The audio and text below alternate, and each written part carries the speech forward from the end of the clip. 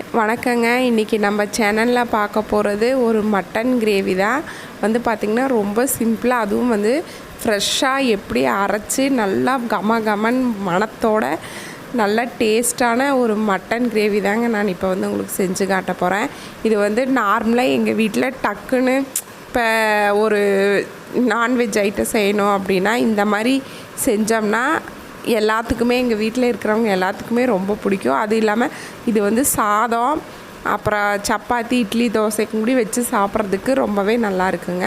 இதுக்கு நம்ம ஃபஸ்ட்டு ஃப்ரெஷ்ஷாக மசாலாவை வறுத்து அரைச்சிக்க போகிறோம்.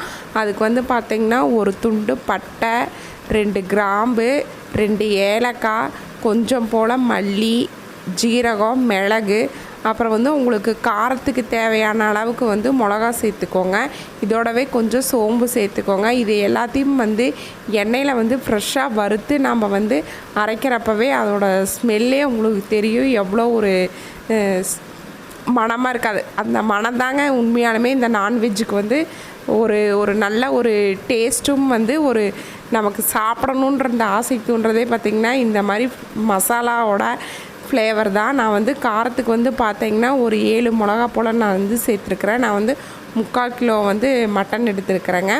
இதோட கொஞ்சம் கலருக்கு நார்மலாக ஒரு 3 காஷ்மீர் மிளகா போடுறேன். இதோடவே கொஞ்சம் கருவேப்பிலை சேர்த்துக்கலாம். கருவேப்பிலை சேர்த்துட்டு ஃபஸ்ட்டு இந்த மசாலாலாம் எண்ணெயில் ஓரளவுக்கு வறுபடட்டுங்க.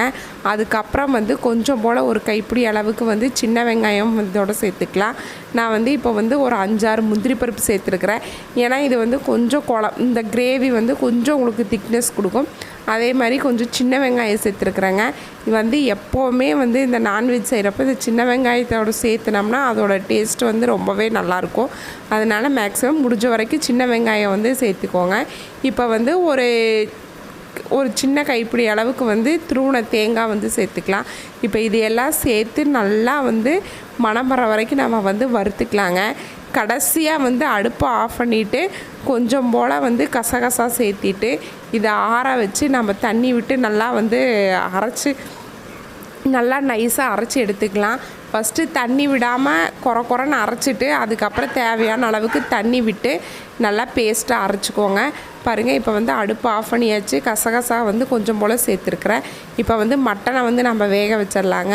மட்டனில் குக்கரில் சேர்த்துட்டு இதுக்கு தேவையான அளவுக்கு உப்பு, மஞ்சத்தூள், கொஞ்சம் 1/2 டீஸ்பூன் மிளகாத்தூள் சேர்த்து இந்த மட்டன் மூழ்கிற அளவுக்கு மட்டும் தண்ணி விட்டு ஒரு 5-6 விசில் விட்டுருங்க. ஏன்னா மட்டன் நல்லா வெந்தால் தான் எந்த டிஷ்ஷுமே ரொம்பவே நல்லாயிருக்கும். இப்போ மஞ்சத்தூள் சேர்த்தாச்சு. இதில் லைட்டாக, ஏன்னா மட்டனில் கொஞ்சம் உப்பு காரம் ஏறணுங்கிறதுக்காக கொஞ்சம் போல் நான் மிளகாத்தூள் சேர்த்துருக்குறேன். இது மட்டன் வேக வைக்கிற தண்ணியில் தான் நம்ம கிரேவியே செய்ய போகிறோம். அதனால் மட்டன் அந்த மூழ்கிற அளவுக்கு மட்டும் தண்ணி சேர்த்துட்டு ஒரு 5 விசில் விட்டுருங்க. இப்போ குக்கர் மூடியாச்சு. ஒரு 5 விசில் வரட்டும். இப்போ இதுவும் நல்லா மசாலா வறுத்த பார்த்திங்களா, அதெல்லாம் ஆறிடுச்சு. நம்ம நல்லா பேஸ்ட்டாக அரைச்சி எடுத்துக்கலாம். இப்போ ஒரு வடைச்சட்டியில் எண்ணெய் ஊற்றி எண்ணெய் நல்லா காஞ்சதுக்கு அப்புறமா ஜீரகம் சேர்த்துக்கலாங்க. ஜீரகம் சேர்த்துனோன்னா பொடி பொடியாக கட் பண்ண இஞ்சி, பொடியாக கட் பண்ண பூண்டு, பொடியாக கட் பண்ண பச்சை மிளகா. இது பச்சை மிளகா நம்ம ஒரு ஃப்ளேவருக்காக தாங்க சேர்க்குறேன். அதனால் நல்லா பொடியாக கட் பண்ணி ஒரே ஒரு பச்சை மிளகா மட்டும் சேர்த்துக்கோங்க. இப்போ இஞ்சி, பூண்டு, இந்த பச்சை மிளகாய் எல்லாம் எண்ணெயில் நல்லா மணம் வர வரைக்கும் வதங்கட்டும். இதோட ஒரு கைப்பிடி கருவேப்பிலையும் சேர்த்துக்கலாம். இதெல்லாம் நல்லா வதங்கினதுக்கு அப்புறமா நம்ம அரைச்சி வச்சுருக்கிற அந்த பேஸ்ட்டையும் இதோட சேர்த்து எண்ணெயில் ஒரு 2-3 நிமிஷம் போல் வதக்கி விடலாம். முதல்ல பார்த்திங்கன்னா மசாலாலாம் எண்ணெயில் நல்லா வறுத்து தான் அரைச்சிருக்கிறேன். இது இப்போ இதோட இஞ்சி, பூண்டு, பச்சை மிளகாயோட இந்த அரைச்சி வச்சுருந்த மசாலாவையும் சேர்த்து எண்ணெயில் ஒரு 2 கோட்டிங் போல் நல்லா வதக்கிக்கலாங்க. இதை வதக்கிட்டு நம்ம குக்கரில் மட்டன் வேக வச்சுருக்குறோம். அது வெந்துருச்சு, விசிலும் அடங்கிடுச்சு. இப்போ அதை எடுத்து இதோட நம்ம சேர்த்துக்கலாம். பாருங்கள், இந்த எண்ணெயில் வதக்கிறப்போ மசாலாலாம் நல்லா கலந்து விட்டுருங்க. இப்போ மட்டனும் பார்த்திங்கன்னா நல்லா வெந்து வந்திருக்குது. இப்போ இதை தண்ணியோடு அப்படியே நம்ம சேர்த்திக்கலாங்க. ஏன்னா இந்த தண்ணியோட இந்த எப்படியும் மட்டனோட எசன்ஸ் எல்லாமே இந்த தண்ணியில் தான் இறங்கியிருக்கும். இந்த தண்ணியில் அந்த மட்டன் அந்த கிரேவி செஞ்சால் தான் அதோட டேஸ்ட் ரொம்பவே நல்லா இருக்குங்க. இப்போ இதோட சேர்த்துக்கலாம். உங்களுக்கு வந்து இன்னியும் தண்ணி வேணும்னு நினச்சிங்க அப்படின்னா இன்னி ஒரு 1/4 டம்ளர் போல் தண்ணி விட்டுக்கோங்க. இப்போ எல்லாம் சேர்ந்து நல்லா கொதி வரட்டும். இந்த ஸ்டேஜில் வந்து முதல்ல கொஞ்சம் உப்பு போட்டிருக்கீங்க. உங்களுக்கு தேவைப்பட்டுச்சுன்னா இப்போ இதோட உப்பும் போட்டுட்டு மேலால் பொடி பொடியாக கட் பண்ணி வச்சுருக்கிற தக்காளியும் சேர்த்து ஒரு 5 நிமிஷம் போல் மூடி வச்சிங்கன்னா அந்த மசாலாலாம் எண்ணெய் பிரிஞ்சு அந்த தக்காளியெல்லாம் ஜூஸி இறங்கி அது தக்காளி வெந்து உங்களுக்கு வந்து அந்த தக்காளியோடு அந்த மட்டனும் சேர்த்து சாப்பிட்றப்ப டேஸ்ட் ரொம்பவே நல்லாயிருக்குங்க. கண்டிப்பாக இந்த மாதிரி ஒரு கிரேவியை நீங்கள் கண்டிப்பாக ட்ரை பண்ணி பாருங்கள். இப்போ பாருங்கள் எண்ணெயெல்லாம் நல்லா சுற்றி பிரிஞ்சு வந்திருக்குது. இந்த ஸ்டேஜில் வந்து நம்ம வந்து கொத்தமல்லி தழை தூவி வந்து நம்ம வந்து அடுப்பை வந்து ஆஃப் பண்ணிடலாம். ரொம்ப சுவையான மட்டன் கிரேவி ரெடி ஆயிடுச்சுங்க.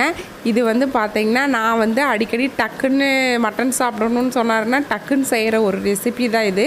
இப்போ வந்து நாங்கள் சூடான சாதத்துக்கு இந்த மட்டன் கிரேவி வந்து செஞ்சுருக்குறோம். இதே வந்து பார்த்திங்கன்னா இட்லி, தோசை, சப்பாத்திக்கும் கூட இது ரொம்பவே நல்லா இருக்குங்க. கண்டிப்பாக நீங்கள் ட்ரை பண்ணி பார்த்துட்டு எப்படி இருந்துச்சுன்னு கமெண்ட் பண்ணுங்கள். எப்போ போல் இதை வந்து என் பையன்தான் டேஸ்ட் பண்ண போகிறான். அவன் சாப்பிட்டு பார்த்துட்டு இது ரொம்பவே நல்லா இருக்குது, எனக்கு ரொம்ப பிடிச்சிருக்குது அப்படின்னா அவனுக்கு வந்து சாப்பாடு வச்சு சாப்பிட விட அவன் வந்து இட்லி, தோசை, சப்பாத்திக்குன்னா அவன் ரொம்ப விரும்பி சாப்பிடுவான். இன்றைக்கி நான் வந்து மதியம் வந்து இந்த எப்படி சொல்கிறது, இந்த கிளைமேட்டுக்கு ஒரு நல்ல காரசாரமான ஒரு மட்டன் கிரேவி இருந்தால் நல்லாயிருக்கும்னு நினச்சிட்டு நான் செஞ்சேங்க. அதுவும் என் பையனுக்கும் ரொம்ப பிடிச்சிருந்தது. அவனும் சாப்பிட்டு பார்த்துட்டு நல்லா இருக்குதுன்னு சொன்னால் கண்டிப்பாக நீங்களும் செஞ்சு பாருங்கள். கண்டிப்பாக உங்களுக்கும் பிடிக்கும். எப்படி இருந்துச்சுன்னு கண்டிப்பாக கமெண்ட் பண்ணுங்கள். நன்றி, வணக்கம்.